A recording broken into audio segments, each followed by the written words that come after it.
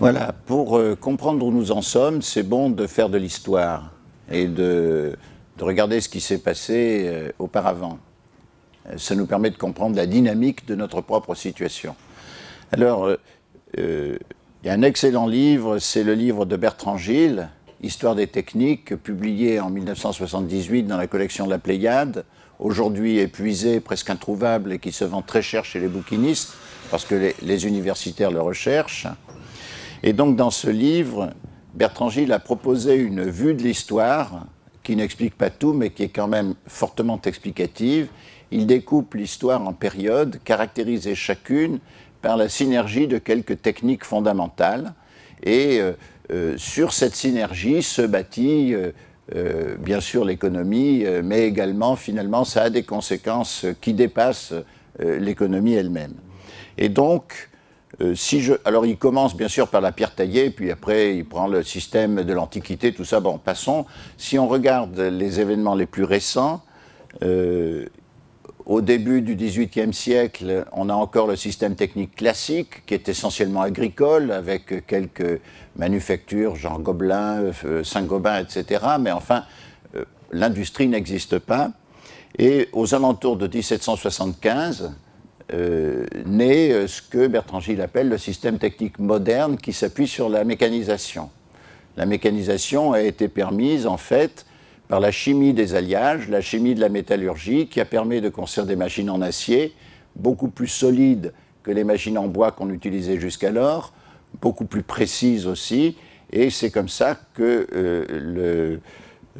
le système technique moderne démarre, le système technique qu'on a appelé industrialisé.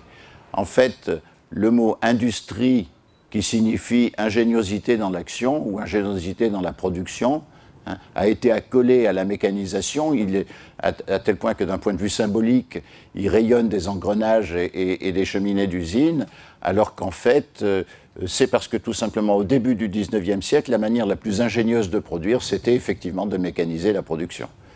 Mais nous pourrions réutiliser le mot industrie pour de toute autre chose que la mécanique et la chimie. Nous le verrons d'ailleurs dans le cours de cet exposé.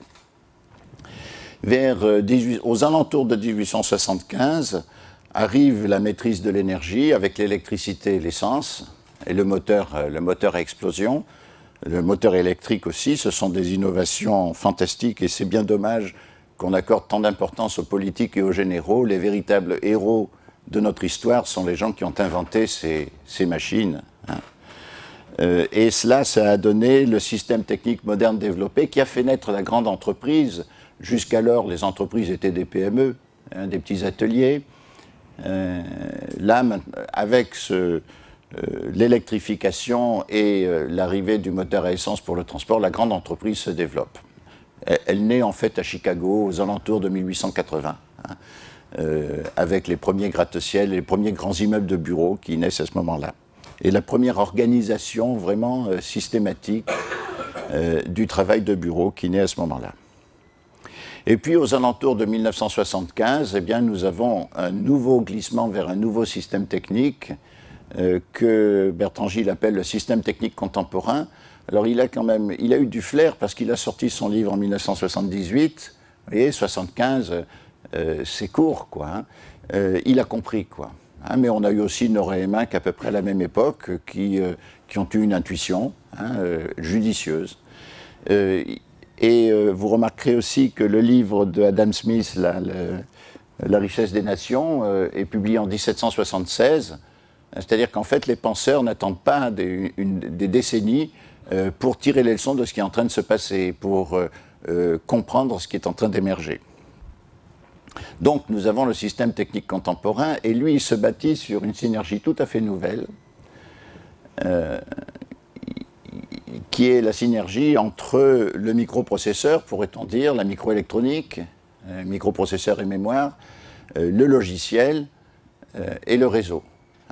Le réseau qui est en fait de l'informatique. Dans un réseau, vous avez des composants passifs qui sont l'espace hertzien et les câbles coaxiales, fibre optique et paires torsadées. Et puis vous avez des composants actifs qui sont les répéteurs, les routeurs, etc., qui eux sont de l'informatique à l'état pur, quoi. Donc quand on dit informatique et réseau, on énonce un pléonasme en réalité.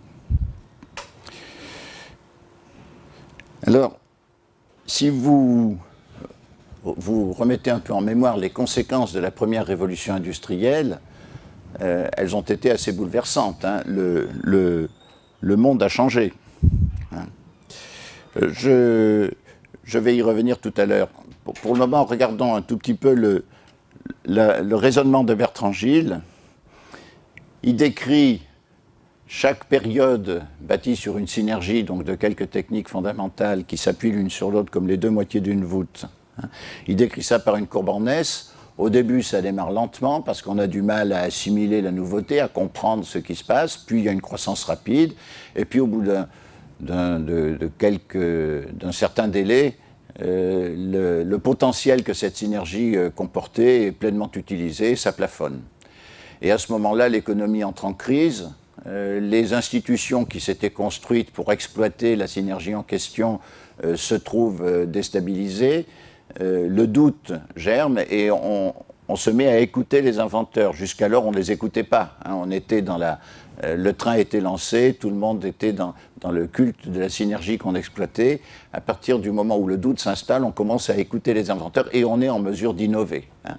Et donc, pour qu'un nouveau système technique démarre, il faut qu'il y ait une catastrophe, qui est soit une catastrophe politique, comme ça s'est produite en Angleterre au XVIIe siècle, soit la catastrophe qui est tout simplement l'épuisement du potentiel du système technique en cours. Hein. Et au moment où ce système technique démarre, il provoque des catastrophes aussi parce que l'adaptation des institutions ne se fait pas toute seule. Alors il faut voir que l'émergence d'un nouveau système technique change la nature elle-même. Il change le rapport avec la nature, mais comme la nature c'est finalement ce avec quoi nous sommes en rapport, hein, dans l'action, eh bien on peut dire que l'émergence d'un nouveau système technique change la nature elle-même. Et nous allons voir que ça a des conséquences tout à fait profondes. Je vais revenir sur cette idée du changement de la nature parce que je sais qu'elle est choquante et que ça ne passe pas tout seul. Donc je donnerai des exemples pour qu'on se comprenne bien. Hein. Alors assez souvent, quand j'en suis là dans mon exposé, j'ai des réactions dans la salle de gens qui disent « tout ça c'est du technicisme, vous nous parlez de système technique, de synergie de technique, etc. » Alors je voudrais faire une petite citation de Simondon, hein, excellent philosophe que j'ai découvert il n'y a pas si longtemps à l'occasion d'un colloque à Cerisy et qui me ravit, je dois dire. Hein. Bon. Voilà. La culture s'est constituée en système de défense contre les techniques. Or, cette défense se présente comme une défense de l'homme, supposant que les objets techniques ne contiennent pas de réalité humaine. Nous voudrions montrer que la culture ignore dans la réalité technique une réalité humaine et que pour jouer son rôle complet, la culture doit incorporer les êtres techniques sous forme de connaissance et de sens des valeurs. Bon. Et ça, c'est l'introduction de son livre qui s'appelle « Du mode d'existence des objets techniques », hein, qui est en train de devenir ma deuxième grande référence après celle de Bertrand Gilles. Au fond, Bertrand Gilles a une approche de l'histoire, et il la découpe et il décrit les phénomènes. Simondon en analyse le ressort. À mon avis, il complète bien Bertrand Gilles et il est beaucoup plus profond. Ce qui se passe, c'est qu'un changement de système technique, le basculement par exemple vers l'industrialisation, évidemment, il a une préparation anthropologique. Pour que cela puisse se produire, il faut qu'il y ait des transformations dans la sociologie qui fassent que les rapports de force, rapports de pouvoir, etc. soient quelque peu ébranlés. Il faut que la philosophie prépare les schèmes de pensée légitimes qui permettent de se représenter les choses. Il faut même que les valeurs soit bousculée, que la métaphysique des valeurs soit impliquée, il faut que les institutions soient déstabilisées. Tout ça, ce sont les 4 conditions nécessaires pour qu'un changement de système technique puisse se manifester. Donc il y a une préparation anthropologique. Et puis, c'est comme une catalyse, le changement de système technique intervient, il transforme la nature. Et de cette transformation de la nature s'ouvre comme un éventail, ou comme, si vous voulez, la deuxième partie du sablier, un faisceau de conséquences anthropologiques nouvelles qui émergent, qui sont d'ailleurs souvent imprévisibles, hein, surprenante. Vous imaginez bien que les ingénieurs qui ont les premiers installé des machines dans les entreprises pensaient à l'efficacité, ils pensaient éventuellement à faire du profit, de gagner de l'argent. Ils n'ont jamais pensé que derrière ce machinisme, eh bien, il y avait la création de la classe ouvrière, il y avait l'urbanisation forcenée du XIXe siècle, il y avait la montée des nationalismes parce que l'industrie se cherchait des marchés et les nations se mettaient en rivalité. Il y avait la montée des impérialismes et des colonialismes parce qu'on voulait se garantir des marchés et se trouver des débouchés. Il y avait aussi la menace de guerre entre ces nations qui rivalisaient dans l'industrialisation. Vous savez, soit dit en passant, que Napoléon, en 1812, dit à Caulaincourt que sa priorité est d'industrialiser l'Europe. 1775 pour le démarrage de la mécanisation, 1812, l'empereur dit « ma priorité, c'est d'industrialiser l'Europe ». On n'a pas l'équivalent aujourd'hui. Donc, si vous voulez, la technique ne s'explique pas elle-même, hein, elle n'est pas cause de soi, elle a une préparation anthropologique, elle a des conséquences anthropologiques, mais cette catalyse, ce moment de virage où la nature change, j'allais dire qu'elle change de nature, et donc le rapport à la nature change, ça c'est un moment qui en lui-même est pur, quoi, si vous voulez. Ça n'a rien à voir avec l'anthropologie, c'est la nature qui change. Et après, les conséquences en découlent. Alors pour vous justifier ce que je viens de dire, hein, pensez aux alliages. Prenons par exemple le bronze et le cuivre et l'étain. Bon, le cuivre et l'étain existent dans la nature physique. Il y a des gisements de cuivre, il y a des gisements d'étain. Le bronze, lui, n'existe pas. Il existe de façon purement potentielle. Hein. Il est physiquement possible de fabriquer du bronze avec le cuivre et l'étain, mais la nature telle qu'elle est, la nature dans sa virginité ne nous donne pas le bronze. Voilà. Et lorsque, c'est sans doute quelques sorciers ont découvert comment faire l'alliage du cuivre et de l'étain, et aussi les propriétés qu'il avait, de solidité, de tranchant, hein, eh bien, ils ont introduit, en fait, une nouvelle nature. Ils ont introduit dans la nature, ils ont révélé un potentiel qui dormait dans la nature, hein, et ils l'ont mis en acte. Idem pour l'acier. Hein. L'acier, à l'âge du fer et du carbone, bon, il a des propriétés qui ne sont ni celles du fer ni celles du carbone, hein, et ces propriétés de rigidité, de tranchant, hein, qui ont permis justement au XVIIIe siècle de passer aux machines en métal et d'inaugurer la mécanisation. Hein, le passage à la machine métallique est beaucoup plus important qualitativement que le passage à la machine à vapeur, qui n'en est qu'une conséquence. Hein, on n'aurait jamais pu faire une machine à vapeur en bois. Il fallait des ajustements plus précis et une possibilité d'autolubrification que bien sûr le bois ne possède pas. Vous voyez là aussi, du fer et du carbone, les atomes de carbone viennent bloquer les atomes de fer, ils les empêchent de glisser les uns sur les autres, c'est ça qui donne sa rigidité à l'acier. Et le nouvel alliage transforme complètement le rapport avec la nature. Alors il y a un peu d'acier dans la nature, parce qu'il arrive parfois qu'un gisement de fer soit en contact avec du carbone, mais enfin, ça n'a rien à voir avec ce que nous en faisons. Eh bien, on peut utiliser cette métaphore de l'alliage et de l'émergence des effets qu'un nouvel alliage peut avoir avec l'industrialisation elle-même. Que s'est-il passé avec l'industrialisation? Eh bien, il y a eu un alliage entre la machine et la main-d'œuvre. On a mis face à face dans les usines des machines mécaniques et puis des hommes qui étaient, auxquels on a demandé d'ailleurs d'agir un peu comme des auxiliaires de la machine, comme des appendices de la machine. On a bien assez critiqué la mécanisation des êtres humains qu'impliquait le machinisme, mais cet alliage a produit ce que nous savons, hein, la croissance industrielle extravagante qui s'est déployée depuis. Et aujourd'hui, avec la troisième révolution industrielle, celle de l'informatisation, hein, nous avons un nouvel alliage qui se met en place c'est l'alliage du cerveau d'œuvre. Ça, c'est une expression qui vient de Jean-Pierre Cornu, ici présent, hein, qui remplace la main-d'œuvre dans les usines, et on va voir en quoi ça consiste.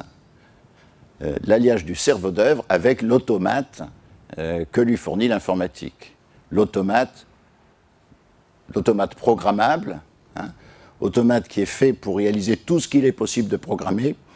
C'est quand même une machine étonnante, hein, une machine qui, sans finalité propre, autre que d'être capable d'exécuter tout ce qu'on peut programmer. Hein. Donc, on le sait, de la musique, du traitement de texte, des programmes informatiques, des algorithmes, etc. Hein. Et puis, par-dessus le marché, cette machine, cet automate programmable, le réseau lui a conféré l'ubiquité, et même l'ubiquité absolue, puisque ce téléphone qui est un ordinateur, nous l'avons dans la poche, hein, et donc il nous accompagne partout, il donne à la ressource informatique l'ubiquité totale. Hein. Nous pouvons, à condition d'être ailleurs que dans une zone blanche, hein, nous pouvons consulter notre messagerie, lancer des programmes, chevaucher le web, etc.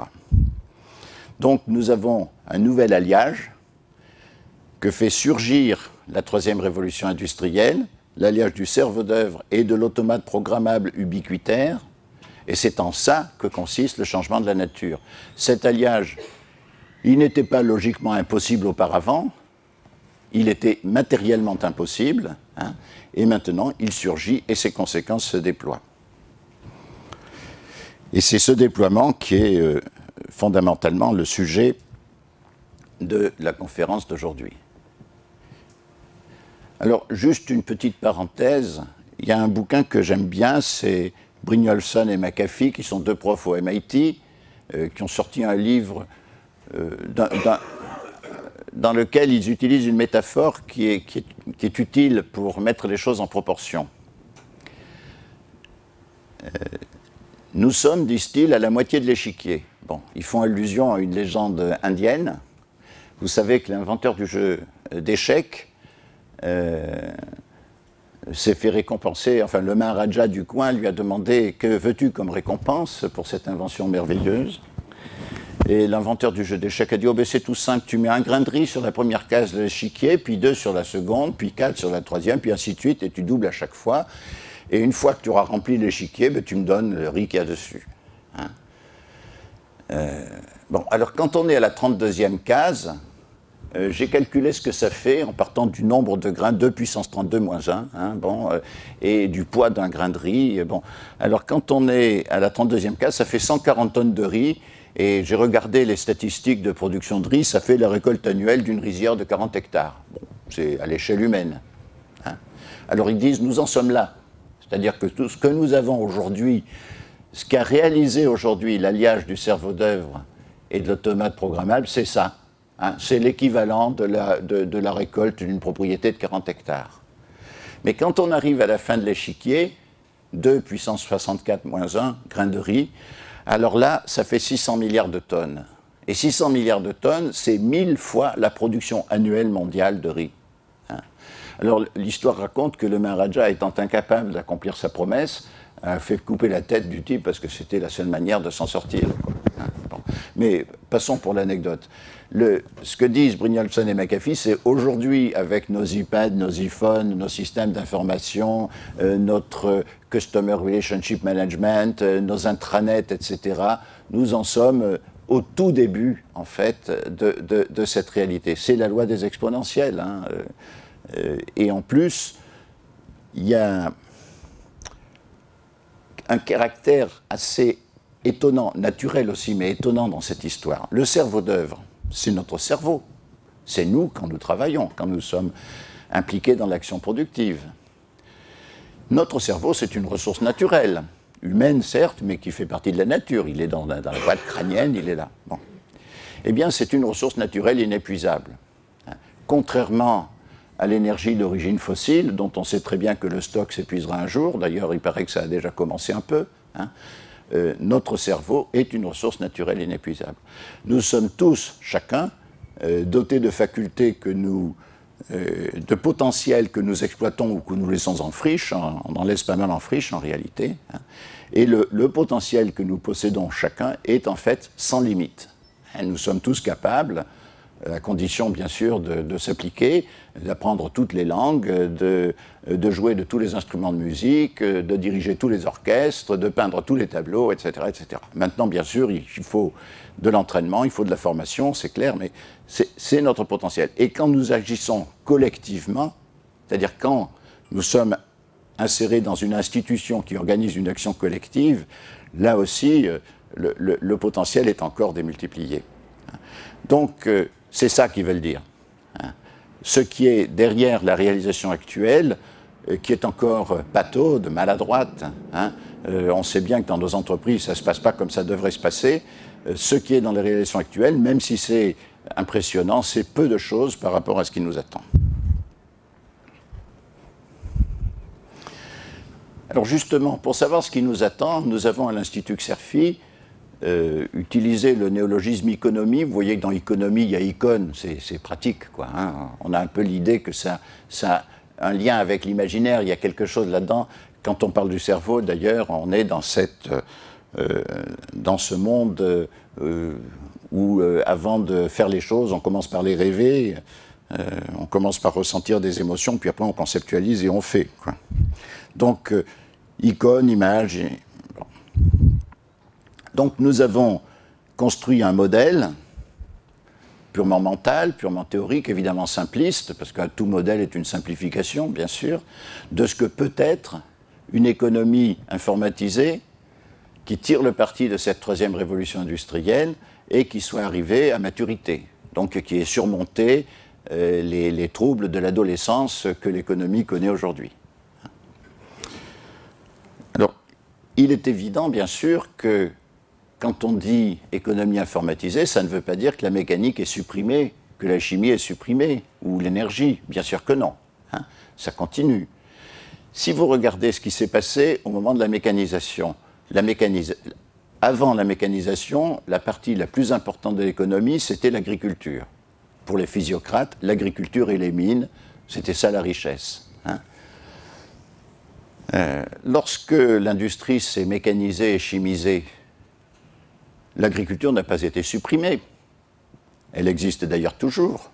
Simplement, elle s'est mécanisée et elle s'est chimisée, avec les tracteurs et les engrais. Hein. Et du fait, elle a énormément augmenté sa productivité. Vous savez que vers 1800, les 2/3 de la population active française étaient occupés par l'agriculture. Aujourd'hui, c'est 3%. Entre parenthèses, si on avait dit à quelqu'un en 1800, tu sais, vers 2000, il n'y aura plus que 3% de la population active dans l'agriculture. Il aurait dit, mais que vont faire tous ces gens? Que vont faire tous ces gens? Et ça, c'est la réponse qu'il faut faire aux gens, mais attendez, l'informatisation tue l'emploi. Nous ne voyons pas aujourd'hui ce que peut être le plein emploi dans une économie informatisée. Nous n'arrivons pas à nous le représenter. Mais ça ne veut pas dire qu'il ne se produira pas. Vous voyez bien que les 66% des gens qui étaient dans l'agriculture avant sont devenus 3% et ils ont fait autre chose que de l'agriculture. Donc, qu'est-ce qui se passe pour la mécanique et pour la chimie aujourd'hui? Eh bien, c'est tout simple. Elles existent toujours, l'énergie aussi d'ailleurs, et elles s'informatisent. Voilà. Les voitures deviennent en fait des machines informatiques. Jean-Pierre Cornu en est un expert. Les avions deviennent des machines informatiques assez largement. Olivier Piuzzi en est un expert. La chimie s'informatise et l'énergie avec le smart grid s'informatise aussi. Hein. Et on me dit assez souvent, oui, mais alors, et les biotechnologies? Mais les biotechnologies, c'est de l'informatique. On a là Laurent Bloch qui a été à l'Institut Pasteur et qui a vu comment a évolué le traitement. Tout s'est automatisé. Et d'ailleurs, c'est la seule manière pour arriver à s'en sortir dans les histoires d'ADN, etc. Hein. Il y a une telle masse de choses à faire pour arriver à s'en sortir que si on n'informatisait pas, on ne pourrait pas. Les nanotechnologies, idem. Hein.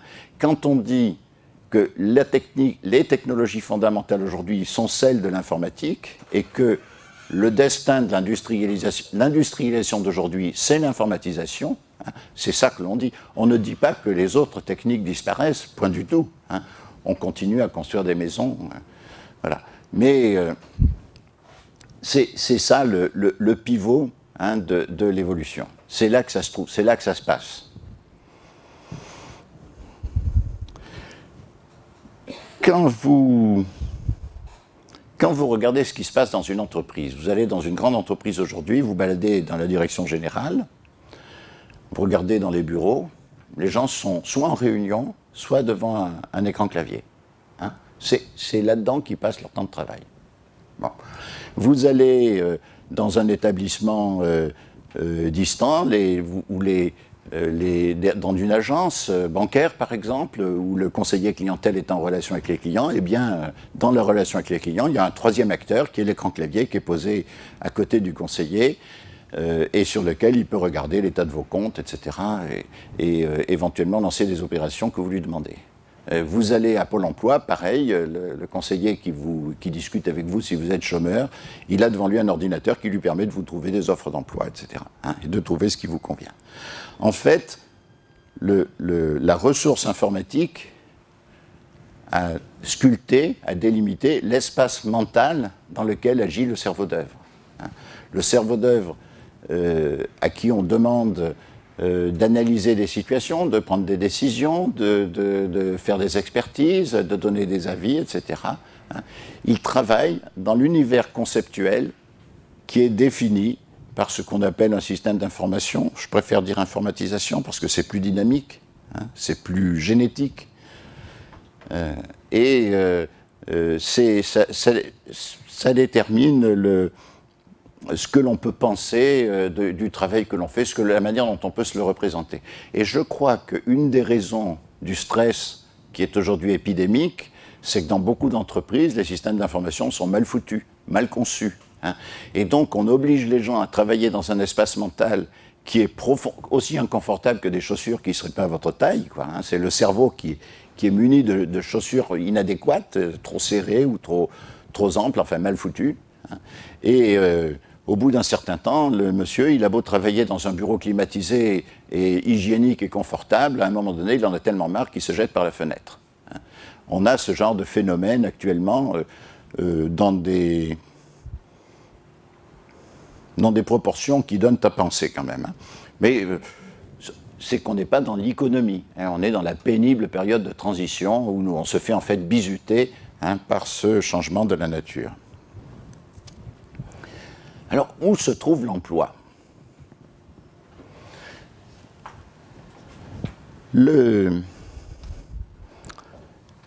La clé de l'évolution que provoque l'informatisation dans le système productif réside dans la phrase suivante.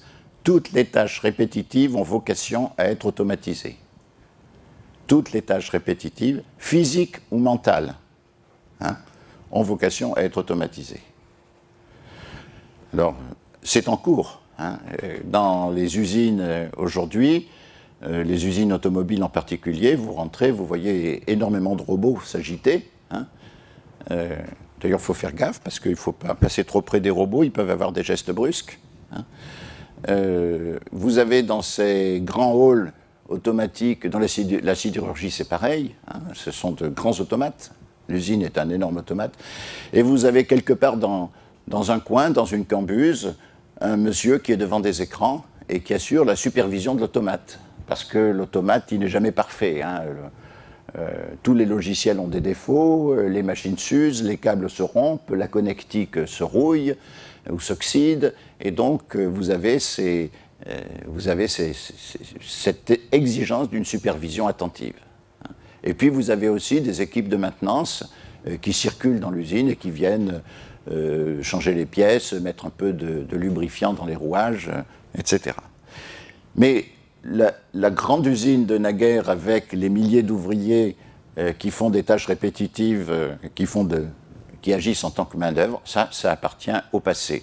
Ça appartient encore au présent, bien sûr, parce qu'encore une fois, on est en transition. Mais si je regarde l'économie vers laquelle nous allons, ça appartient au passé. Dans les usines, dans les établissements productifs, nous n'aurons plus que quelques superviseurs et quelques équipes de maintenance. Alors, où sont les gens ? Eh bien, les gens, ils sont dans deux activités. Soit la conception des produits nouveaux, soit les services rendus aux clients ou les relations avec les partenaires, les fournisseurs qui se trouvent à l'extérieur de l'entreprise. En somme, si vous comparez l'entreprise à une cellule vivante, après tout, pourquoi pas, hein, c'est d'ailleurs assez drôle quand on y pense. Souvent, les gens qui croient faire l'apologie de l'entreprise, ils font l'apologie du marché. Hein. L'entreprise, elle baigne dans le marché, mais son intérieur n'est pas marchand. Hein. Son intérieur est organisé. C'est tout à fait différent. Hein. Bon. Donc, on peut bien se la représenter comme une cellule avec un intérieur organisé, un extérieur marchand. Hein. Et entre cet intérieur et cet extérieur, ben, la frontière de la cellule, c'est une membrane qui assure une fonction d'interface, ou si on préfère d'interaction, entre l'intérieur et l'extérieur. Et sur cette membrane, donc, nous avons les gens qui assurent les services aux clients, les relations avec les fournisseurs et les partenaires. Ces gens-là assurent une fonction de traduction. Lorsque vous recevez une lettre d'un client, soit une commande ou une réclamation ou une question, cette lettre, elle est rédigée dans le langage du client. Elle est rédigée selon la grille conceptuelle que le client a en tête, hein, qui n'est pas celui de l'entreprise, qui n'est pas le langage du système d'information de l'entreprise. Le vocabulaire n'est pas le même, les catégories ne sont pas les mêmes.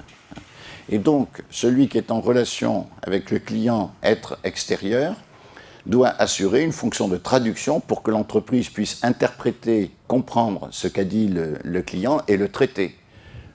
Quand j'étais à France Télécom, on recevait des lettres de réclamation qui comportaient des insultes parfois. Hein. Oui, vous, les fonctionnaires, à l'époque, c'était public, hein, vous, les fonctionnaires qui n'en foutaient pas une, ça vous est complètement égal que mon téléphone soit en rade, enfin, etc., etc., etc. Bon. Eh bien, ces lettres, avant de les envoyer aux techniciens, on les traitait, on enlevait toutes les insultes. Parce que le technicien, si on lui avait envoyé les insultes du client, il aurait répondu au client, en lui disant « oui, vous ne vous rendez pas compte le mal qu'on se donne », ainsi de suite, vous comprenez. Bon. Donc il y a effectivement un travail en plus, par-dessus le marché, on traduisait aussi les termes qu'utilisait le client, qui étaient les termes du langage approximatif de l'utilisateur, hein, en termes techniques que le technicien puisse interpréter et traiter. Éventuellement, d'ailleurs, on passait un coup de téléphone au client pour, si son expression était par trop ambiguë, pour arriver à comprendre. Voilà, cette fonction de traduction est effectivement très importante. C'est le passage à travers la membrane, hein, de ce qui alimente l'entreprise, si vous voulez, exactement comme une cellule s'alimente dans son environnement en faisant le tri dans ce qui lui arrive. Et puis vous avez d'autres personnes qui sont sur la membrane. Ce sont les gens qui assurent la conception des produits nouveaux. Hein. Recherche et développement, ingénierie, design, marketing, organisation du processus de production, programmation des automates, conception des automatismes, etc. C'est dans cette entreprise automatisée, et nous allons le voir d'ailleurs, fortement coopérative, parce qu'en fait, très peu d'entreprises travaillent seules, beaucoup d'entreprises travaillent en réseau de partenaires, pour des raisons que nous verrons tout à l'heure. L'ingénierie d'affaires, du montage du réseau de partenaires, de spécification des contrats qui vont partager les responsabilités, les recettes, les dépenses entre les divers partenaires, vous voyez, c'est tout un boulot en soi qui accompagne la conception des produits et l'ingénierie de leur production physique. Il se trouve d'ailleurs, pour aussi des raisons que nous verrons tout à l'heure, que la plupart des produits sont pas des biens physiques comme les ce micro, hein, qui a un poids que je tiens dans la main, etc. La plupart des produits sont désormais des assemblages de biens et de services. Vous achetez une voiture, et bien avec la voiture, vous achetez le conseil avant-vente, le financement de votre emprunt, la garantie pièces et main-d'œuvre, l'entretien périodique, l'assurance qui est vendue par d'autres entreprises, mais que vous achetez aussi, etc. Donc, ce bien emblématique de l'industrie mécanisée est devenu lui-même un produit hautement serviciel, hein, qui ne pourrait d'ailleurs pas fonctionner sans les services qui l'accompagnent. Et quand vous regardez comment ça marche, vous vous rendez compte que la cohésion de cet assemblage bien-service est assuré par l'informatique. Entre le concessionnaire qui vous dépanne ou qui répare votre voiture et le fournisseur de pièces détachées, ça se passe par l'informatique. Et d'ailleurs, le concessionnaire qui va vous dépanner votre véhicule, il va faire le diagnostic avec un ordinateur, tellement la voiture est devenue informatisée, il ne peut plus faire ça à l'œil ou à l'oreille comme il faisait avant. Donc, la cohésion de cet ensemble bien-service, elle est assurée par le système d'information qui est une part de l'ingénierie importante. Je ne sais pas si vous avez lu le livre d'Isaacson, la biographie de Steve Jobs, mais c'est extrêmement intéressant. Parce que, oui, il est très bon. Et on voit que ce type, il avait, qui est un caractériel, bon, c'est évident, bon, mais enfin, parfois, les caractériels ont de bonnes idées. Il agissait sur trois domaines. Le design, l'imagination, la conception anticipatrice du produit, la manière dont il a conçu l'iPhone, par exemple, est extraordinaire. Bon. Je vous passe le détail des anecdotes, c'est dans le livre, mais c'est une histoire fantastique. Ensuite, l'ingénierie. Ingénierie de la production, ingénierie d'affaires, du montage du partenariat, de ces contrats avec les Chinois, etc. Tout ça a été monté aussi. Troisième étape de sa démarche, la communication. Comment mettre en scène de façon théâtrale, avec une manipulation symbolique, une émission de symboles extraordinairement riche, comment mettre en scène le lancement du produit, comment mettre en scène sa commercialisation dans la durée, c'est-à-dire que cette mise en scène de communication ne portait pas seulement sur le lancement, mais aussi sur toute la durée de vie du produit. Voilà. Design, ingénierie, au sens technique et au sens, je dirais, business, affaires, et communication derrière. Voilà. Eh bien, l'entreprise informatisée d'aujourd'hui, c'est effectivement les trois touches de son clavier, si vous voulez. On voit bien, avec chacune, bien sûr, sa grande complexité, sa grande richesse. Voilà. Alors, qu'est-ce qui... Je vous parlais tout à l'heure de la direction générale. Dans la direction générale, les gens qui, à la direction générale, ne font pas de la supervision ni de la maintenance. Qu'est-ce qu'ils font? Eh bien, vous avez quelques personnes, quand même, là aussi, ils ne font ni de la conception de nouveaux produits, ni de l'écoute des clients et des partenaires. Il y a les stratèges, petite équipe, toute petite équipe, parfois c'est un seul homme d'ailleurs, qui assure l'orientation de l'entreprise, ses choix fondamentaux. Steve Jobs en est un exemple éminent. Et puis vous avez autour de lui quelques experts qui lui amènent les renseignements du marketing, la veille technologique, parce qu'un stratège n'est pas un savant, n'est pas un expert de la technique, donc il doit s'entourer de compétences. Mais en général, c'est des équipes de taille relativement limitée. Ça fait quelques dizaines de personnes, quoi. Voilà, des personnes avec qui le stratège discute. Et puis vous avez des animateurs, et nous allons revenir sur le rôle des animateurs qui sont des personnages excessivement importants. Donc si je n'ai pas un tableau, c'est dommage, mais si j'avais un tableau, je représenterais l'entreprise par un grand cercle.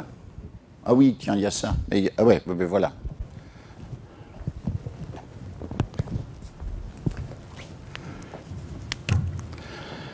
Voilà, je représenterai l'entreprise... Bon, ça n'écrit pas, ou à peine.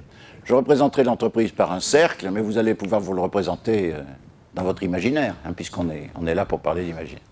Donc, l'entreprise est un cercle. Vous avez d'un côté sur la membrane, ça marchera, puisque tu le dis.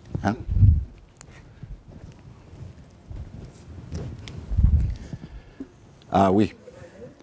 Voilà. Vous avez à l'intérieur, dans les établissements productifs, supervision et maintenance. Vous avez en haut stratégie, je dirais orientation, parce que ce que produit un stratège, c'est de l'orientation. Orientation et expertise et animation. Tout ça, ce sont des activités fort importantes qualitativement, mais en nombre réduite, et les gros effectifs sont ici, sur la membrane, services et relations. Hein. Et ici, autre côté sur la membrane, vous avez la R&D, la conception, l'innovation, etc. Alors, les relations des deux côtés, c'est d'une part avec la nature physique et d'autre part avec la nature, je dirais, psychosociale. Hein? Quand vous faites du design, vous voulez imaginer un produit qui puisse fonctionner, qui soit physiquement capable de marcher, de rendre le service, mais vous avez aussi en tête l'anticipation de ce que seront les besoins des consommateurs, l'anticipation de la demande. Et donc vous avez, à l'intérieur de la conception des nouveaux produits, vous avez une dimension nature et une dimension psychosociale. Idem de ce côté-là. Vous avez la nature psychosociale lorsque vous avez affaire à un client qui s'exprime dans son langage et qu'il faut traduire. Bon, hein, c'est un être psychologique, évidemment. Si c'est une entreprise, c'est un être social. En tout cas, il est extérieur. Hein. Et puis, vous avez aussi la nature physique. Si vous faites de la maintenance chez le client, si vous faites des réparations, vous allez toucher aux objets, aux programmes, vous allez toucher à des choses qui sont de nature physique. Donc, on a ici une entreprise presque vide, mais avec des activités très précieuses.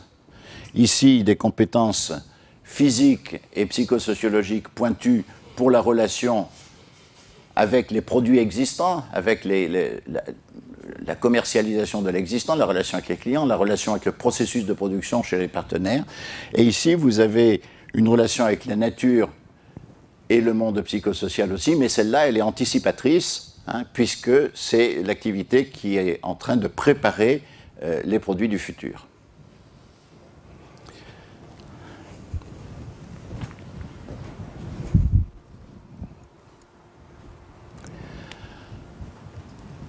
Vous voyez que les gens qui sont dans les services ici reçoivent du monde extérieur, du monde psychosocial et du monde naturel, énormément d'informations. Hein. Les clients sont contents ou pas contents, ils demandent des choses, ils préféreraient que le produit fonctionne autrement, le partenaire rencontre des difficultés, etc. Les machines, il y a des pannes, il y a des... Bon, voilà. Les gens qui sont ici au contact avec les partenaires, les fournisseurs et les clients, donc, amènent à l'entreprise énormément d'informations. En tout cas, ils sont en mesure de les capter. Alors c'est là qu'on voit l'énorme bêtise scandaleuse et criminelle d'aujourd'hui lorsqu'on sous-traite le centre d'appel. Hein. C'est incroyable de penser qu'une entreprise qui a un Porsche téléphonique, hein, et éventuellement d'ailleurs par messagerie aussi, hein, sur le monde extérieur, et qui sous-traite cette activité-là. Là, pour le coup, on n'est pas dans l'économie, vous voyez. Ça, c'est des choses qui sont... C'est des bêtises de comptables, hein, des économies de bout de chandelle, qui se paient très cher. Qui se paient très cher en termes d'image de l'entreprise, en termes de représentation symbolique de ce qu'elle est. Bon. Et il y a pire encore. Quand si votre téléphone est en panne, vous ne verrez pas arriver un type de l'opérateur téléphonique, hein, vous verrez arriver un sous-traitant, hein, qui éventuellement d'ailleurs va cracher sur l'opérateur téléphonique parce que pour lui c'est un client et avec lequel il a des relations difficiles, les tarifs sont négociés chaque année de façon très dure, etc. C'est lamentable, c'est une erreur fondamentale. Hein. Je pourrais raconter abondance d'anecdotes, mais je crois que vous comprenez tous très bien de quoi il s'agit. Donc, il est extrêmement important que cette relation avec l'extérieur, hein, avec le flux des activités externes, avec les clients, etc., soit internalisée dans l'entreprise et surtout pas sous-traitée à l'extérieur et que l'entreprise considère que c'est très important. Alors vous avez aussi au point de vue sociologique aujourd'hui un problème, on considère que les gens du centre d'appel sont même quand ils sont dans l'entreprise, c'est des bestiaux d'une autre nature, ils ne mangent pas la même cantine, on ne discute pas avec eux, etc. Eh bien, je connais une entreprise qui est tout à l'inverse de ça. Dans cette entreprise-là, un directeur va de temps en temps s'asseoir au centre d'appel, il prend le micro-casque et il répond à des clients. Je dis laquelle, c'est Bouygues Télécom. Chapeau. Dans cette entreprise aussi, un directeur... Alors je me suis renseigné, ils le font toujours. Ils l'ont fait quand ils ont démarré parce qu'ils avaient beaucoup de choses à apprendre, et je me suis renseigné, ils le font toujours. Bon. Un directeur va dans une agence, il prend des contrats, il fait des modifications de contrats avec les clients, etc. Voilà. Ça, c'est des gens qui ont compris, commencé à comprendre ce qu'il fallait faire.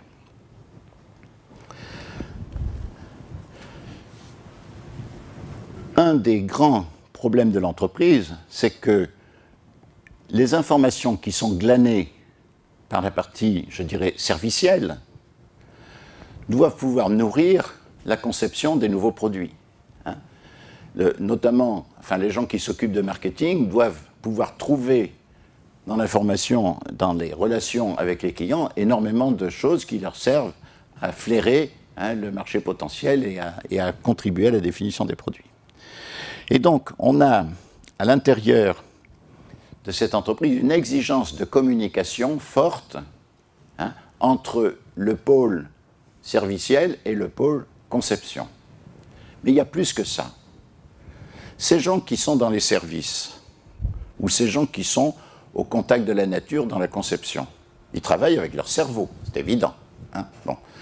Alors, dans le service, qu'est-ce qu'on va demander au cerveau? On va lui demander du discernement, on va lui demander la capacité à interpréter les cas particuliers, la capacité, comme je l'ai dit tout à l'heure, à traduire. Vous voyez, c'est une sorte de magistrature. Il faut que... c'est une intelligence qui n'est pas forcément l'intelligence du physicien ni du mathématicien, c'est une intelligence relationnelle, mais qui doit être extrêmement fine. Ce type-là, si on n'écoute pas ce qu'il a à dire, si quand il amène des informations à l'entreprise, on l'envoie balader, ou s'il n'a aucun écho, bon, son cerveau va s'arrêter de fonctionner. Ou bien il va se mettre dans la position du type qui dit « bon, je fais mon boulot, mais enfin, le reste, je m'en fous ». Il ne se sentira pas solidaire de l'entreprise. C'est la même chose du côté de la conception. Un type que vous mettez chef de projet pour concevoir un nouveau produit, il rencontre évidemment des difficultés. Ou un type on lui fait programmer un nouveau système, un nouvel algorithme. Ça ne se passe jamais comme on avait prévu. On a toujours des difficultés. En même temps, on fait des découvertes. On se rend compte que, tiens, on pourrait concevoir le produit autrement. Chef, il y a une astuce, on pourrait faire mieux. Voilà. Bon.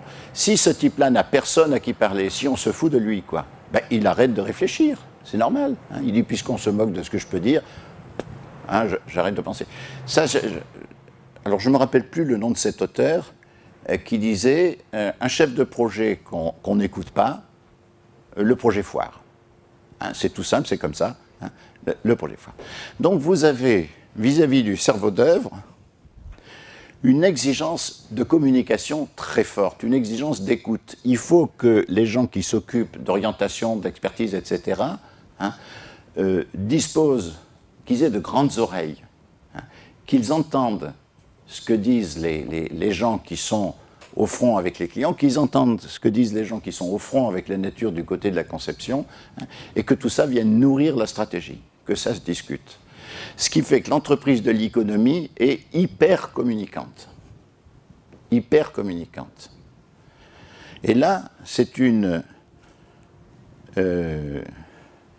Alors, cette hyper-communication, ça ne veut pas dire qu'elle n'obéit pas à des règles. Par exemple, quand vous faites la conception d'un nouveau produit est parfois une opération stratégique très délicate, soumise à des règles de confidentialité fortes. Donc, cette communication, vous la balisez par des droits d'accès et des habilitations, c'est clair. Encore faut-il que ce soit géré convenablement. Mais au total, c'est hyper communicant. Vous savez, la meilleure définition du respect, en dehors des définitions affectives et psycho-affectives qu'on peut donner, respecter quelqu'un, c'est écouter ce qu'il dit en faisant sincèrement l'effort de le comprendre. On n'y arrive pas toujours, mais faire un effort sincère pour comprendre ce que l'autre dit. C'est ça le respect, finalement. en définitive. Hein. Eh bien, l'entreprise hypercommunicante est une entreprise qui respecte le cerveau d'œuvre. Voilà. Et toutes les entreprises contemporaines qui ne respectent pas le cerveau d'œuvre, hein, qui ne respectent pas leurs salariés, de ce point de vue-là, tournent le dos à l'avenir de l'économie. C'est une rupture profonde par rapport à l'organisation hiérarchique. L'organisation hiérarchique, elle n'était pas si bête, hein, du temps de la main-d'œuvre. Vous aviez des milliers de personnes dans les usines dont le cerveau ne vous intéressait absolument pas. Le cerveau, il était celui de quelques ingénieurs, de quelques organisateurs, des dirigeants, c'était tout. Les autres, on leur demandait simplement de fournir leur corps et leurs mains comme auxiliaires à la machine pour réaliser des opérations répétitives. Point. Hein. Donc, on n'avait pas besoin de leur intelligence. Et d'ailleurs, il se passait quelque chose d'épouvantable, c'est que ces intelligences, on les stérilisait. Hein. Quand quelqu'un... Moi, j'ai travaillé, enfin, j'ai fait un stage, ça a duré un mois, mais c'était du 3-8, et j'ai quand même vu ce que c'était. J'ai bien vu que le soir, quand je rentrais chez moi, j'étais incapable de lire le journal, quoi. Hein, c'était... voilà. Bon. Donc, je me représente à peu près bien ce que ça peut être de passer sa vie comme ça. Bon. Voilà. Et donc, l'organisation hiérarchique, elle n'était pas du tout communicante, au contraire. Hein. Dans l'organisation hiérarchique, si vous avez une lettre à envoyer à quelqu'un d'autre dans l'entreprise, il faut que ça passe par un chef commun.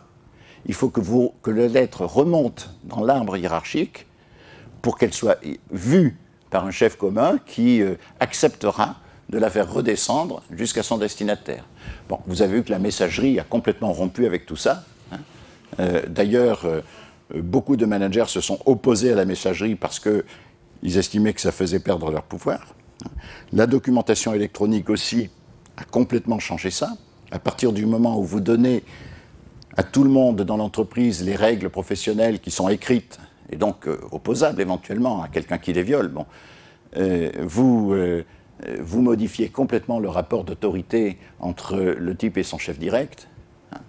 Vous voyez, on est dans un tout autre monde. Hein. Alors, hiérarchie, c'est intéressant de voir l'étymologie, c'est hieros et arché, pouvoir sacré, hein, commandement sacré.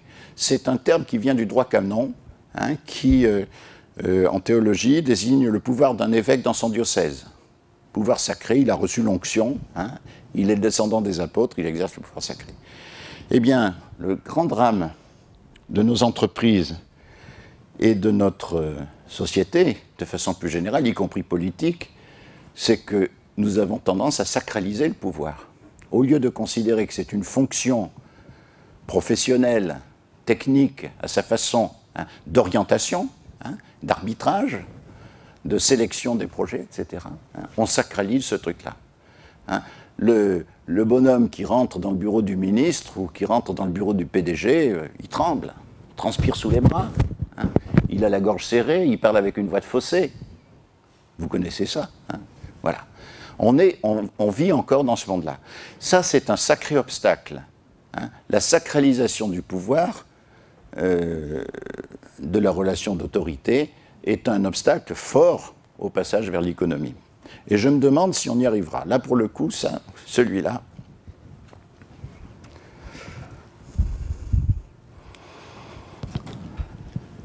Nous passons au langage, puisque c'était dans le titre de l'intervention.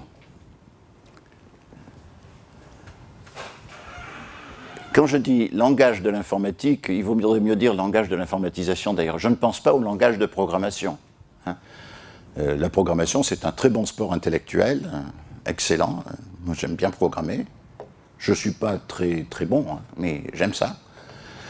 C'est même un sport intellectuel complet. Parce que quand vous faites un programme, vous devez, premièrement, être logique. Donc ça ressemble aux maths. Hein, c'est la partie commune avec les maths. Mais vous devez aussi obéir aux contraintes physiques de l'ordinateur pour obtenir une bonne performance. Hein. Donc vous devez intégrer ces contraintes physiques que le mathématicien ne considère absolument pas. Elles n'existent pas pour lui. Donc vous êtes à la fois un mathématicien et en quelque sorte un physicien, praticien de la physique. Et puis, il faut encore que votre programme corresponde aux besoins des utilisateurs et fonctionne entre leurs mains, et que l'interaction du cerveau de l'utilisateur à travers l'interface avec le programme informatique fonctionne bien. Et là, il faut que vous anticipiez des événements psychosociaux, hein, des comportements. Donc, c'est vraiment un exercice intellectuel complet, la programmation. Donc, quand je dis que le langage de l'informatique n'est pas le langage de programmation, je ne dénigre pas ni les langages de programmation, ni l'activité de programmation. Non, ce qui se passe, c'est que, tiens, je fais des expertises de systèmes d'information, c'est mon boulot. Je vais dans des boîtes et elles me disent « Qu'est-ce qui ne va pas? Dites-nous, expliquez-nous ce qu'on pourrait faire mieux, etc. » Eh bien, très souvent, ce qui ne va pas, c'est qu'au départ, ils ont mal défini les choses dont le système d'information s'occupe. On a mal défini les êtres que le système d'information doit observer. On a mal défini les attributs que l'on doit observer sur ces êtres. On a mal défini, en somme, la sémantique, le socle sémantique du système d'information. Je vais prendre un exemple. Dans les télécoms, l'identifiant du client, ce n'est pas un identifiant du client, ce n'est pas un identifiant de l'entreprise ou de la personne. C'est l'identifiant de la ligne. D'ailleurs, vous recevez autant de factures que vous avez de lignes. Vous avez un téléphone fixe, vous avez une facture pour le téléphone fixe. Vous avez un téléphone mobile, vous avez une facture pour le téléphone mobile. Vous avez une résidence secondaire, vous avez la facture pour la résidence secondaire, etc.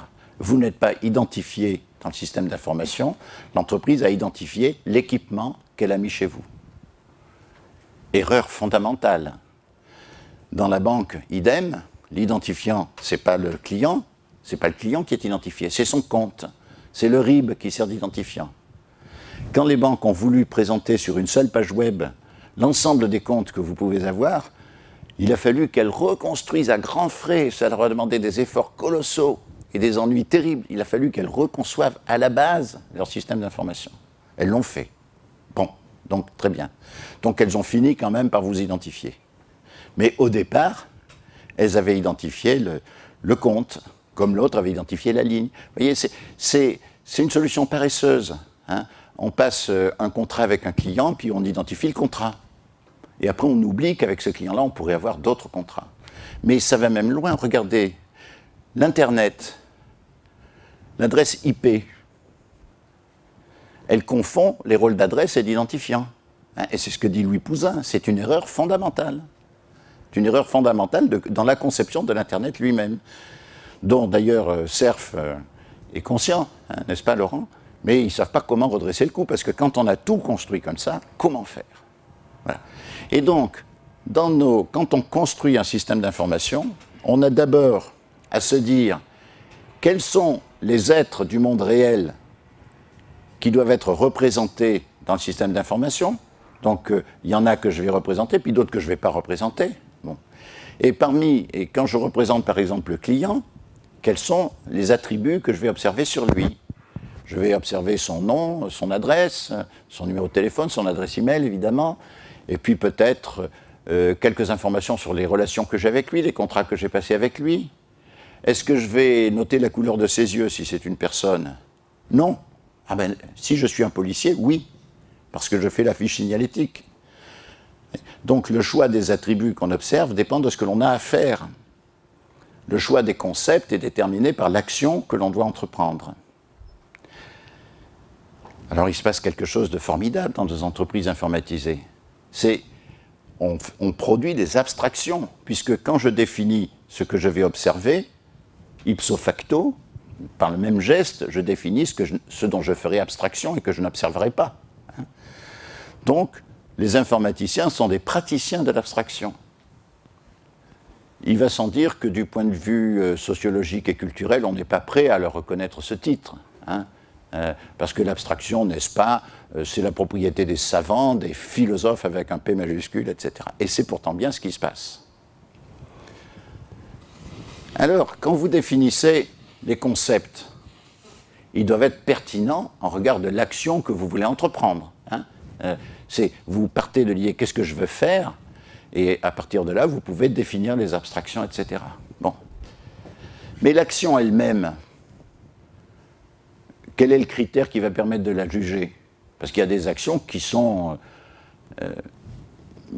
sont pas judicieuses, hein, qui sont des erreurs en termes d'action, pas en termes de concept. Donc il faut qu'elles soient judicieuses, qu'elles soient dotées de justesse en regard d'une intention. Et puis les intentions elles-mêmes, on peut avoir des intentions qui sont désordonnées, qui sont perverses, etc. Bon. Et l'intention, il faut qu'elle soit fidèle en regard des valeurs. Ce qui fait que lorsque vous êtes dans l'entreprise un praticien de l'abstraction, vous mettez en fait en chantier toute une cascade de critères et de conséquences qui vous amènent aux valeurs. Quelles sont les valeurs que l'institution défend, hein? Et je vous dirais, quelles sont les valeurs que l'entreprise va défendre? Qu'est-ce qu'on veut être? Qu'est-ce qu'on veut faire? Quelle est la personnalité que l'on entend revêtir, hein? Quel est le persona au sens grec, hein? Quel est le personnage que l'on veut être? Alors, quand un des grands obstacles que rencontre l'informatisation, c'est qu'elle soulève, quand on fait ce travail, on soulève des conflits de valeurs à l'intérieur de l'entreprise.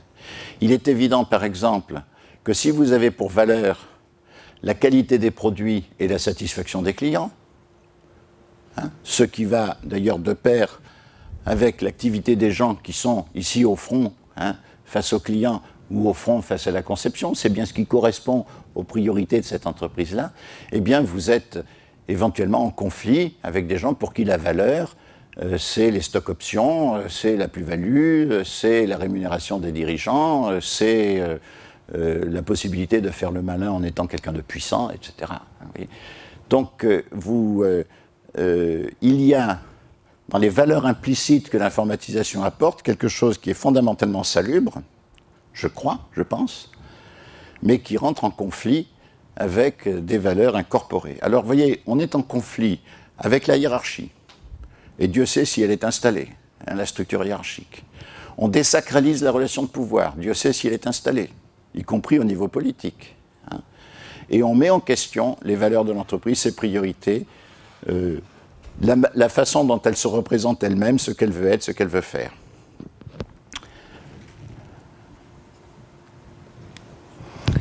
Une fois qu'on a défini les concepts, là je vais passer vite, mais c'est juste pour vous montrer comment ça s'enchaîne. Une fois que vous avez défini les concepts et le langage, vous avez l'ingénierie du processus de production. C'est comme ça maintenant qu'on prend l'informatisation, on prend ça par le processus. Entre parenthèses d'ailleurs, avant de parler processus de production, il faut savoir ce qu'on veut produire, hein. Donc pour définir les processus, il faut commencer par définir le produit. Et c'est pas facile. Que produit l'état-major des armées? Hein? Une question. Que produit l'état-major des armées? Il fait quelque chose, il bosse les gens tous les jours. Mais qu'est-ce qu'ils produisent? Bon. Dans une entreprise, que produit la direction des achats? Eh bien, si vous voulez informatiser efficacement l'état-major des armées ou la direction des achats, il faut d'abord avoir défini ce qu'ils produisent. Et à partir de ça, vous pouvez dire, très bien, maintenant que je sais ce qu'on produit, je regarde comment le processus de production s'organise, comment les activités s'enchaînent, etc. Et dans cet enchaînement, je regarde ce qui peut être automatisé, tout ce qui est répétitif, hein, et je regarde ce en quoi le cerveau humain doit intervenir, alors avec ses facultés de discernement, d'analyse, de décision, etc. Voilà. Et vous informatiser le processus de production de telle sorte que l'alliage, l'assemblage du cerveau humain et de l'automate fonctionne de façon, je dirais pas rationnelle, raisonnable. C'est déjà une très grande ambition, raisonnable. Mais c'est pas fini. Les automates sont fragiles. Vous savez que dans tout logiciel d'une certaine taille, on estime qu'il y a une erreur pour 10 000 lignes de code. Vous avez beau tester votre logiciel, il y a toujours des bugs qui vont vous échapper et qui se révéleront si la nature confronte votre programme à une situation qui n'était pas dans votre cahier de test. Hein? Donc, il faut surveiller ça. Les réseaux se rompent, c'est connu, hein, les machines tombent en panne, et d'ailleurs, les mémoires sont continuellement dégradées par le rayonnement cosmique. Hein, vous savez, ça tombe ça vous efface des bits. hein, comme ça, aléatoirement. Bon. Donc, il y a une fragilité intime et profonde de l'automate. Donc, il faut superviser, il faut contrôler. On ne peut pas laisser l'automate fonctionner tout seul. Une des choses épouvantables actuellement, c'est de voir la finance qui lance ses automates comme ça, sans supervision. Vous savez que, entre parenthèses, l'informatisation, elle est pleine de dangers. Le fait que la finance est globalement glissée vers la délinquance, ça vient de l'informatisation. S'il n'avait pas eu l'Internet pour jouer sur tous les marchés du monde simultanément, et s'il n'avait pas eu les ordinateurs pour pouvoir regarder à toute vitesse les graphiques et tout, comme on les voit là, quand on voit les salles de marché, ils n'auraient jamais pu faire les conneries qu'ils ont faites. Hein. L'informatisation a rendu possible, et donc finalement inévitable, parce que la tentation était tellement forte, le glissement de la finance vers la délinquance. D'ailleurs, les rémunérations des traders, c'est des rémunérations de call girl. Hein, voilà. Je pense que c'est la meilleure image que l'on puisse avoir. Ces gens-là se prostituent. Il faut le dire, il faut le savoir. Ah, mais ils gagnent beaucoup.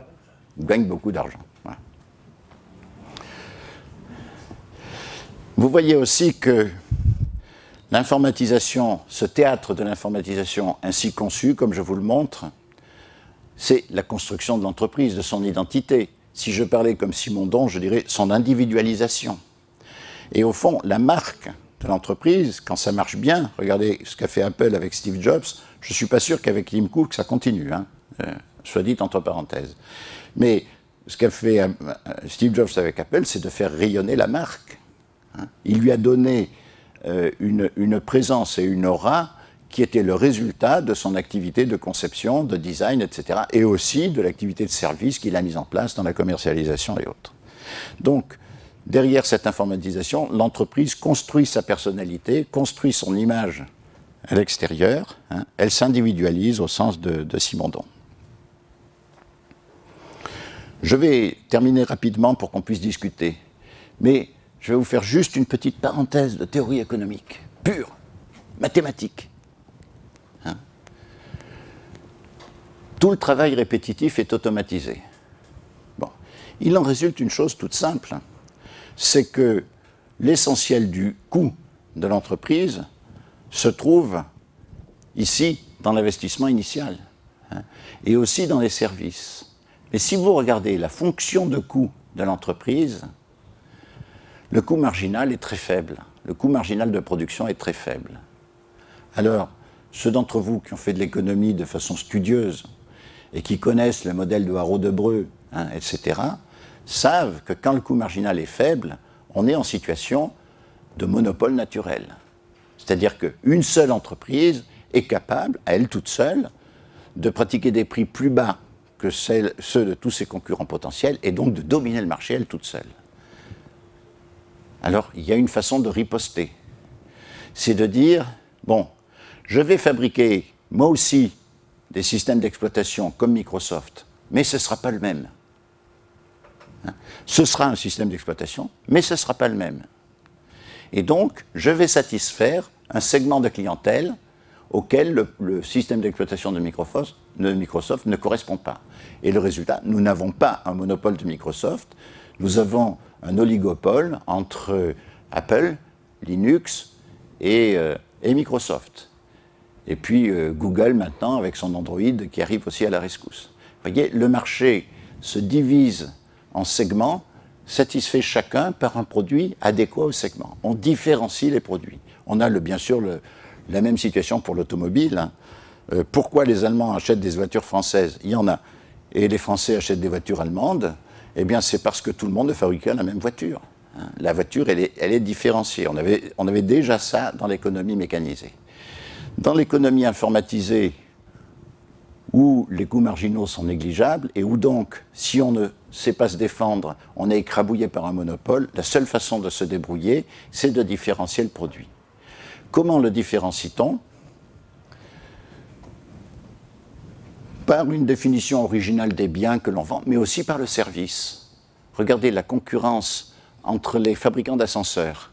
Hein. Quand vous installez un ascenseur dans un immeuble, le contrat doit vous garantir que s'il y a une panne, si quelqu'un est bloqué dans l'ascenseur, le dépannage se fait en tant de temps. Hein, il faut que ce soit fait.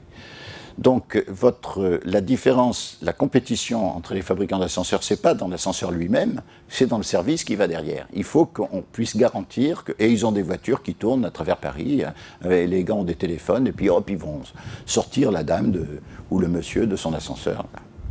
Regardez les télécopieuses aussi, elles sont toutes pareilles. La différence entre les fournisseurs se fait par la rapidité du dépannage. Et comme vous avez toujours votre télécopieuse qui tombe en panne le jour où il faut que vous sortiez un rapport de 50 pages en 20 exemplaires parce que vous avez une réunion tout de suite, hein, si le dépanneur n'arrive pas immédiatement, ben vous changez de fournisseur. Voilà. Donc on est dans cette situation-là. Le service est devenu un élément crucial de la qualité du produit. Et c'est pour ça que les produits, je vous avais promis l'explication, c'est pour ça que les produits deviennent des assemblages de biens et de services. Et la différenciation se fait pour beaucoup par le service. Autre chose, on est dans un monde très capitalistique. Capitalistique, ça veut dire que la part du capital dans la structure de coûts est importante. Oui, quand l'essentiel de la dépense se trouve dans la conception des produits, hein, vous êtes dans une structure très capitalistique, donc très risquée. Vous avez dépensé presque tout votre coût de production avant d'avoir vendu la première unité. Donc c'est une économie très dangereuse. D'autant plus que pendant que vous êtes en train de concevoir votre nouveau microprocesseur, dont la conception coûte de l'ordre d'une dizaine de milliards de dollars, hein, vous ne savez pas ce que fait le Coréen là-bas qui est en train de préparer un truc et qui éventuellement va vous rafler le marché. Donc vous êtes dans l'économie du risque maximum. Ça, quand on a vu apparaître ça au bout de nos équations, parce qu'on a fait le modèle avec des maths et tout, bon, on a été un peu pantois. C'est l'économie du risque maximum. Vous pouvez avoir dépensé un gros paquet de pognon et foirer complètement. Regardez BlackBerry. Une erreur de marketing et pan. Hein, vous disparaissez de la... Regardez Nokia. Hein, voilà. Donc c'est une économie... Alors, on arrive à un équilibre, on appelle ça concurrence monopolistique. Bon, on arrive à un équilibre d'un type nouveau, mais qui est un équilibre bouillonnant. C'est-à-dire que ce n'est pas un partage stable entre les... C'est comme si vous aviez des bulles à la surface d'un liquide, hein, qui montent, qui prennent de la place et qui bousculent celle d'avant, etc. Donc, vous êtes dans un système extrêmement risqué. Il y a un économiste américain dont le nom ne me revient pas pour l'instant qui disait « c'est comme si vous alliez à une partie de cartes, et puis on vous dit la mise c'est 10 milliards de dollars, et les règles du jeu se définiront en cours de partie. Hein. Il faut avoir de l'estomac, quoi. Hein, voilà. Hein, c'est ça. Et donc c'est la raison pour laquelle vous êtes obligé de travailler en partenariat avec d'autres entreprises. C'est une manière de répartir le risque. C'est pourquoi, je vous avais promis la preuve aussi, hein, on a des assemblages de biens et de services qui sont élaborés par des partenariats. C'est comme ça que ça se passe, tendanciellement, dans l'économie. Hein, mais c'est comme ça que ça commence déjà à se passer. Regardez, même Apple, hein, il ne les a pas produits tout seul, ces iPhones. Bon. Hein. Et l'informatisation assure, je vous l'ai dit tout à l'heure, la cohésion de l'assemblage de biens et de services. Elle assure aussi l'interopérabilité du partenariat. Ce n'est pas facile de faire bosser plusieurs entreprises à travers le même système d'information. C'est très calé. Donc, c'est son deuxième rôle fondamental. Donc, elle crée le langage de l'entreprise, elle enferme les cerveaux dans ce langage. Si vous avez un langage mal conçu, l'entreprise est quasiment morte, hein, déjà au départ. Hein. Elle ne pourra pas se penser elle-même. Hein. Elle ne pourra pas avoir d'innovation qui vaille, de sensibilité qui vaille. Et ensuite, si la cohésion entre les biens et les services n'est pas assurée par le système d'information, là aussi, ça patafiole.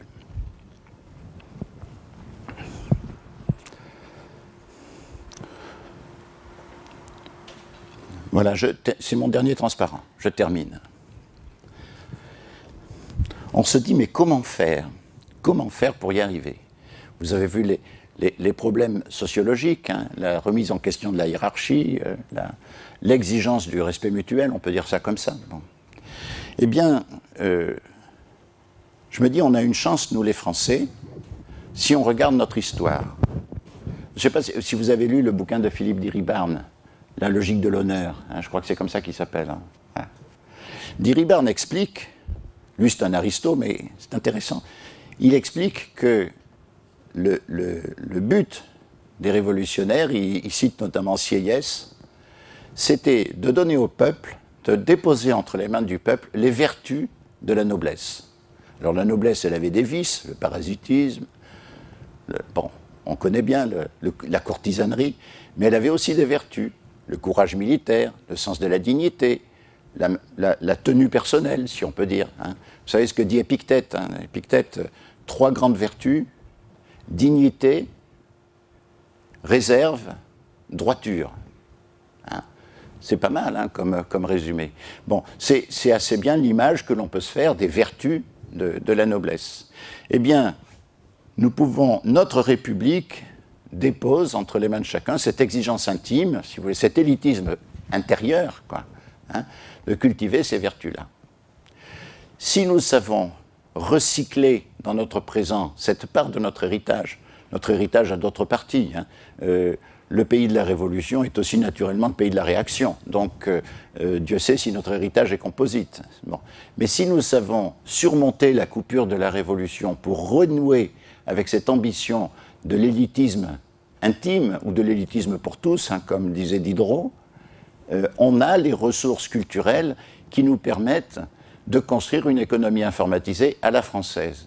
Et à ce moment-là, l'informatique cesse d'être un produit d'importation que l'on a du mal à assimiler. Et c'est vrai qu'actuellement, c'est ça. Hein.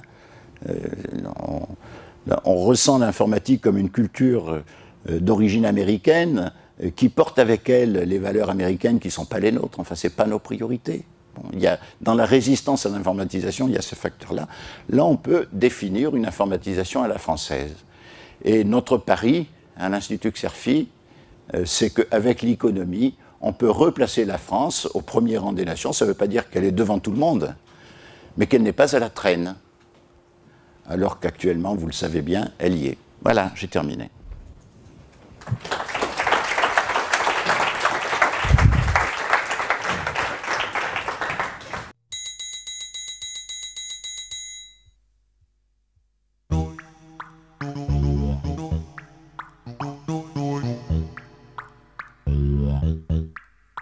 No, no, no, no.